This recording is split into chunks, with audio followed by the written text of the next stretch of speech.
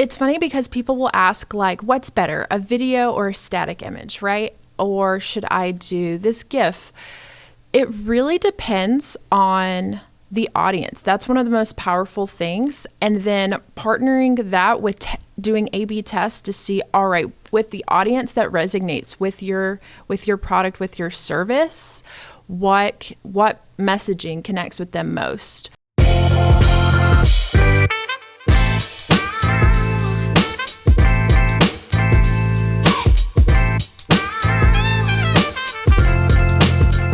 Hey everyone, and welcome to another episode of the Go Sokal podcast. I'm your host, Katie Welch. And I'm your host, Chris Mullally. And today we have an awesome interview subject. It's not an interview, it's more of a conversation. Danny Christian, who is our paid social manager. All right, let's get into it. Well, Danny, welcome to the show. Thanks for having me, guys. Yeah, we really appreciate you hopping on today to talk about paid social. And so before we really get started, let's talk about what paid social is. Yeah, so paid social is sponsored or paid advertising on social channels. It can sometimes get confused with organic social, but that is more of that's the free postings that you'd make on Instagram, Facebook. That leans more into like the marketing side, where you push over into the advertising side, and that's where you get paid social. So for like the organics, so just want to clarify for everybody. So like the organics, like if you have a business page and you go outside and you take a picture of a new vehicle on your lot and you post it, that's different than posting it and having it sponsored or paid. Exactly. Okay. But couldn't you essentially take a photo if you're some master photographer as well as a strong dealer and then run a paid ad through it?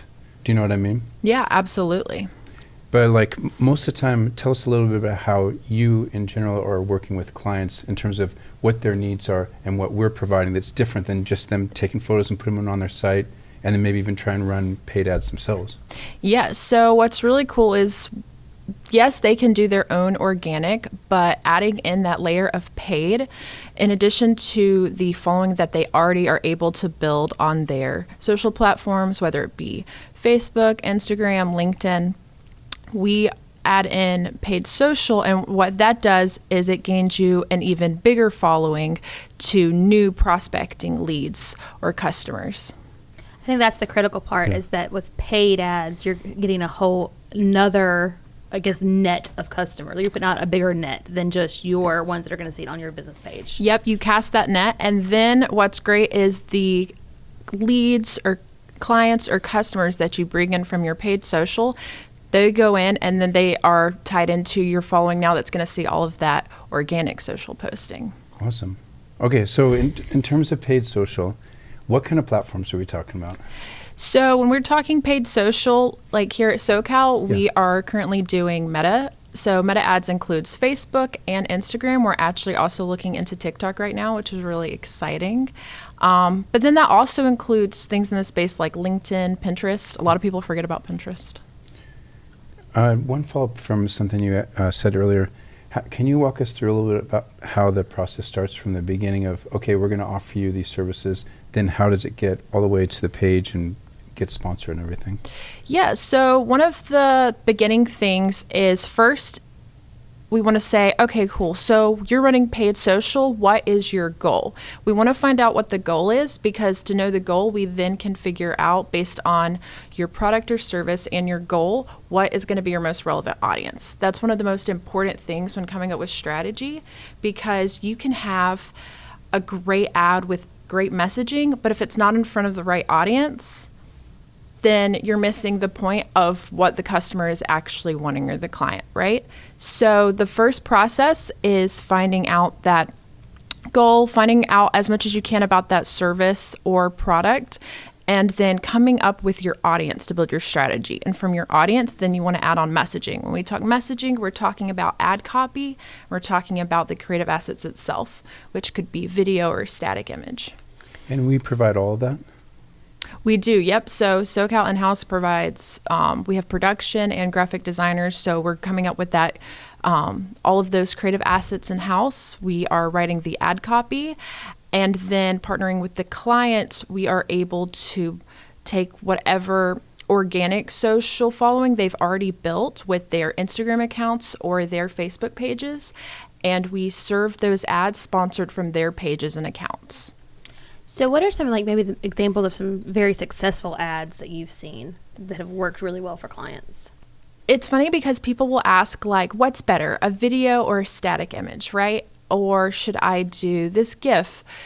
It really depends on the audience. That's one of the most powerful things. And then partnering that with doing A/B tests to see, all right, with the audience that resonates with your product, with your service, what messaging connects with them most. Video can be really, really great. I always recommend a combination of doing both static and video, because you've got someone who's going to be connecting way faster scrolling through with a static image, where other people, it's more eye-gripping to see moving images, right? And the great thing about video is then that gives us additional audiences we can build, because you can say, all right, anyone who's watched this video, and you, based on, however much engagement you want to measure that by, 25% of the video, 3 seconds of the video.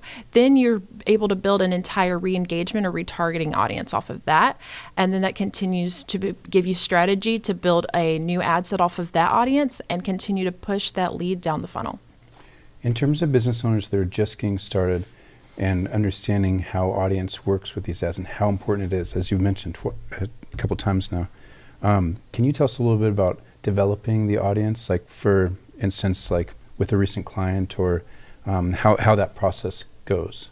Yeah, absolutely. So when you are first coming on, if you've not run paid social before, then we don't have as much data to go off of. And so we start out pushing the majority of the budget towards prospecting, casting that net to a more broad audience. With car dealerships, that's going to be a lot of local campaigns. So we typically do a full broad local audience and cast that net. And then we will immediately go ahead and put a pixel on their site so that we begin tracking all website visitors and can start building retargeting audiences. But there's also other ways to go ahead and start building re-engagement or retargeting audiences from the very beginning. Let's say they haven't had a Facebook pixel on their site, but they do already have established following and engagement on their social platforms. You can build audiences based off of anyone who's engaged in their Facebook or Instagram page in the last however many days. You can be granular with it and say, all right, I want to look at anyone who's engaged in a very specific way, because that's going to show more intent. So only people who have liked or only people who've followed. You're also able to dig into any kind of customer list that they've already collected in the past, because while we might have not had the pixel, their CRM is full of gold that we can use, right? Yes. And so I'll do an audit over the website maybe when a new client comes on, and I'll see, oh, hey, look, they've already been taking signups for their newsletter.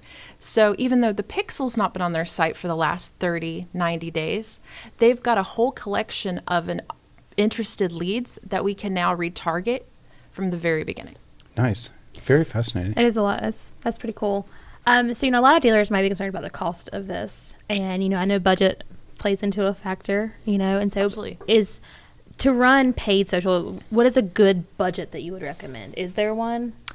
So there's not necessarily a number I always would start out with.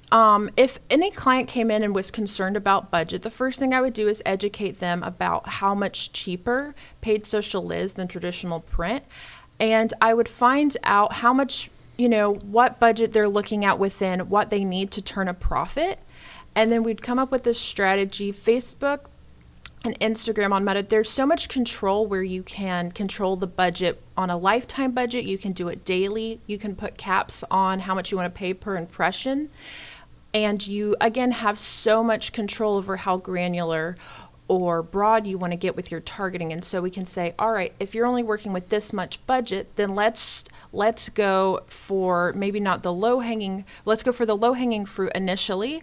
And then let's reevaluate when we've hit your goals this month and see how much profit you've turned and what more we can invest the next month. See, I think that's the great thing about social is that it's so flexible. And, where you don't have that with a lot of the other advertising forms. Yep. If you come in with $10 or $50, there is a strategy that we can build behind that for how much we can push your ad for that single day. Speaking of scheduling, We just had a podcast a couple months ago with Alex, who's actually running the cameras today. And one of the questions we asked him was timing, scheduling. How do you do it? How does it work? How does timing or scheduling work in terms of paid social, in terms of when these ads are being sent out, all that kind of stuff? Is there a big difference? Like, just kind of give us a primer on that stuff. Yeah, so I'll compare it to like paid search, because on paid search, there is also a lot of control on scheduling your ads. Whereas on paid social, you can also schedule your ads. That is only something, though, that I typically look towards if we see huge peaks in where looking at the performance of whatever that product or service is, seeing if there is more interest and intent during specific days of the week, during specific times. Then we would consider putting them on an ad schedule, especially if they have a very limited budget. However, we typically don't want push towards that too often in paid social, because it does better to have your campaign continually running than having things pause and unpause. That's because it can get pushed into a learning phase, and then it has to start regenerating its learnings to be serving optimally. Because the great thing is, on top of what strategy we're bringing to the table, Meta is using its own AI to help serve that ad and get the best performance possible. Can I ask one follow-up on that? Please do. What did you mean by learning? So, did you say education? I can't remember. Learning, yeah. Learning, so you'll have it when you put a campaign out there and have a campaign go live for the very first time. It's in the learning phase, and that is where the AI is trying to start learning, all right, where is this ad getting the most engagement? What placements? Does it get more engagement when it's placed on a story, when it's placed in the news feed, et cetera, et cetera? It's also considering, all right, what audience is this connecting to? And so the AI is starting to gather data on when and where it should serve your ad to get the best results. However, even if the campaign has already gone live, when you start making changes to the campaign, it has to learn again, because now you've changed its conditions, and now it wants to learn how the ad in its new conditions, whether you've changed your geo, whether you've changed your budget, whether you've changed something with the audience you're targeting, it then wants to learn how in the new conditions it can deliver optimal performance. That is really fascinating. It is. It's very cool. That is it's crazy. I like to know that the AI is your friend. It's trying to work for you. Yes, and you want to go with the tide, not against it. So we are very much partnered with what the AI best practices are.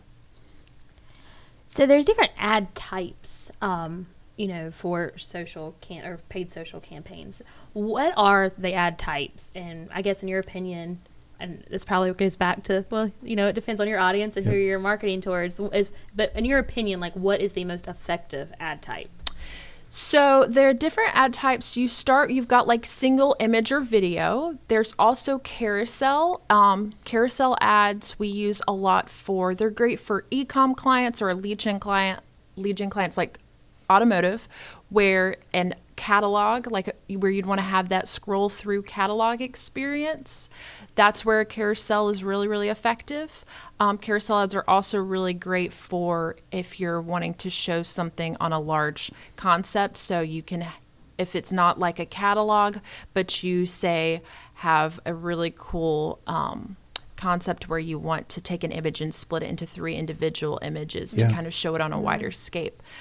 And then you also have, if you realize that you've got more engagement from a mobile audience, and that's where the majority of your engagement's coming from, it's good to consider collection ads. Those are specifically designed for mobile experience.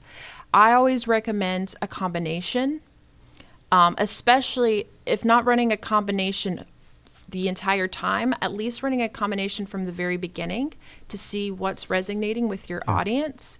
Typically, multiple variations of those static or carousel or collection ads will resonate, but also it gives you that opportunity to see if one is doing better than the other, then you can always readjust your strategy for the next month. Are there any strange trends that you've noticed? For instance, at a previous company I worked at, we did this A/B test on button color. It was like a red or a green or blue, and we tried to get the click-through rate on that. And it was kind of interesting. It was mere percentages, but you could tell a difference. Are you noticing any weird things that are very helpful for clients? Yeah, absolutely. It's wild because as simple as changing a color, you can see a huge difference in engagement. To also, sometimes it might not be as much of a needle pusher, but even the little bit of percent adds up. One thing that we've seen is the difference of simply adding an emoji to your ad copy.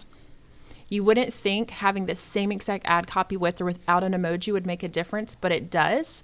Now, it's not substantially across the board, but about 80% of our campaigns that are running with emojis perform better. However, there are still some of those clients where the audience engages better without them. And so that's why it's great to A/B test that on every single one. It's interesting you brought up the emojis. I know we talked about email marketing before. Yes, exactly. And we've talked about using emojis like in the subject line and the preview lines and things, and how that affects the open and click-through rates, which I think is just, it's like you said, it's really fascinating. It's something as simple as like an emoji. Yeah. A recent test we just did also was in the description of the ad, we would include the price of a vehicle when you're scrolling through a catalog. So we tested, instead of showing the price, just putting tap for price.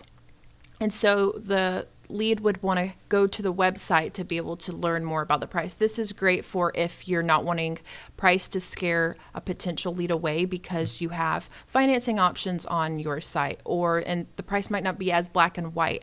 And so you want to guide them through the process softer. Yeah. That's a great option for that. We tested that out, and all 10 clients we tested it, we didn't only see higher engagement, but higher conversions overall. That's interesting too. As you know, we've constantly been growing as an agency, and even though our roots are in automotive, we're getting more and more non-automotive clients. We're happy to work with all these new clients. Have you noticed that there's any kind of difference in terms of, do you have an experience with a campaign of a non-automotive client that would be different than automotive? If there's any kind of distinction you can see between both of them when you're doing paid social? Yeah. So one thing when you're going out of non-automotive is you are out of special ad category, as long as it's also not if it's not related to anything else that is credit related or leasing related or political, then you're not in a special ad category. Special ad category does have its limitations to avoid any kind of discriminative targeting. So that's part of Meta's protection policy. So let's say that you are instead trying to advertise socks. You're a sock company. Then you no longer fall into that category, and so you are able to run you're able to run additional audiences like lookalike audiences. Lookalike audiences are actually not allowed for special ad categories, but that's fine because we get to get more creative with our targeting. But it can open up some possibilities if you are not limited by a special ad category. And additionally, that can involve a different strategy shift because you might not be a local campaign, which is a whole new strategy. Now, if we are advertising for a dentist office, that's still local, and there's going to be some similarity there. But if we move over into a service or product where you can distribute that on a much broader level, like say you're serving the whole U.S., then that's a huge shift in strategy, going out of local to a full broad targeting where you want to get even more at that point, if you have a smaller budget, more strategic with how you're going to best spend that budget. And that's where you might notice, okay, I'm targeting the whole U.S., but I'm seeing that the majority of my leads are coming from these 5 states. And that's where you can shift strategy to be instead exclude the states where you aren't seeing engagement and start pushing more of your budget towards the places where you are. You just had to mention socks because now I'm thinking all the cozy things of winter. It definitely feels like winter out today with the rain. I had a client who sold socks, so I was like, what's one of my non-automotive clients I've had?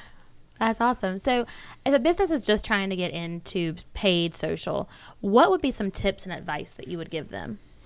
One of the biggest things is making sure that they are actively pouring into their social their organic social. There are clients who get really excited about it, but they don't have an Instagram or Facebook account. You can run without one. However, it's a much better user experience if you are still investing in your organic social on those accounts. And again, you're wanting to take full advantage of what paid social can do for you.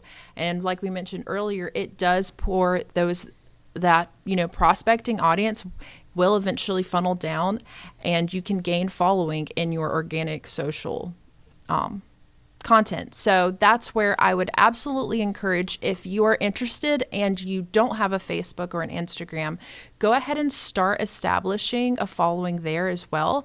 Don't feel like you have to do that first, but I would prioritize that and make sure that you are also actively engaging with your following on there and actively posting on there as much as possible, while communicating with the agency who's running your paid advertising, or if you're doing it in-house, making sure that branding and messaging is cohesive and all the goals are aligned. Definitely.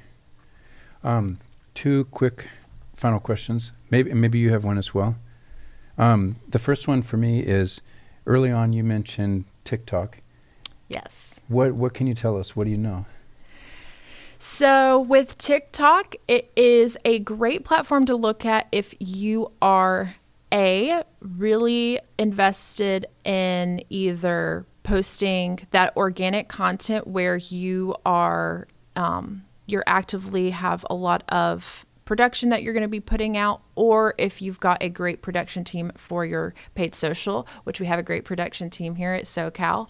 It is really great if you are pushing a product or service that resonates with a younger audience, between like when you're looking at Gen Z to millennials, especially if you're looking to market between the ages of 18 to 32. TikTok is a great social channel to look at. Awesome. But no one's doing anything yet, but it could be on the horizon. It could be on the horizon. Look out for it. Awesome. That's super exciting. That'll be a good follow-up. Yeah, for sure. I mean, TikTok, since the pandemic, everybody really got into TikTok. And we did our share too. We did our share, and we're still trying to keep our marketing TikTok up. If you're not following, make sure you go follow us. Yep, go SoCal. Can I do one more? Yes. Okay, circling back to the very beginning, what is paid social media? What is not? What is like the one misconception of paid social? I think the biggest misconception is people do think paid social, they'll think, oh, I'm going to go on your Instagram page and I'm going to be able to see what your paid social ads are. And the ad placements are not actually going to be on your account page. That leans into that organic social again. Yep. And so I think that's one of the biggest misconceptions of what it is. Yep. And then I think that second misconception can just be, oh, I'm posting here. Like I can just post an ad on my Instagram and that will be fine. Like I can just do it myself and post on my Facebook page and that'll be enough. And I think the misconception is, while that is absolutely encouraged and that's great for maintaining the following you have and will still bring in some new following, it's much stronger to partner your organic social with paid social to cast a much broader net and bring in even more leads and clients and customers. I think that's really interesting that you mentioned that. I've heard that with people, oh, why can't I see my paid social ad on my Facebook, my business page? And it's like, well, because it doesn't live there. That's not where it lives. Yep. Someone's seeing it when they're clicking through stories and it's popping up. Someone's seeing it when they're scrolling down on their feed and they're looking at Thanksgiving photos. And then all of a sudden they see that you're having a Black Friday deal at your dealership and they are now engaged and they've got to click. I think I speak on behalf of both of us that we've waited a long time to have you on the podcast. We're so excited, and I especially learned a lot. Oh, yeah, for sure. The terminology and trends. The whole learning thing, that was really interesting to me. I didn't know that. That's really cool. I hope you enjoyed being with us. Thank y'all so much for having me. Yes, we really appreciate you being on Long today. time in the making. Yes. Worth the wait. 100%. 100%. Well, Again, Danny, thank you so much for being here. And as always, thank you for watching or listening to us wherever you are. We really do appreciate your support. Keep tuning in. See you around.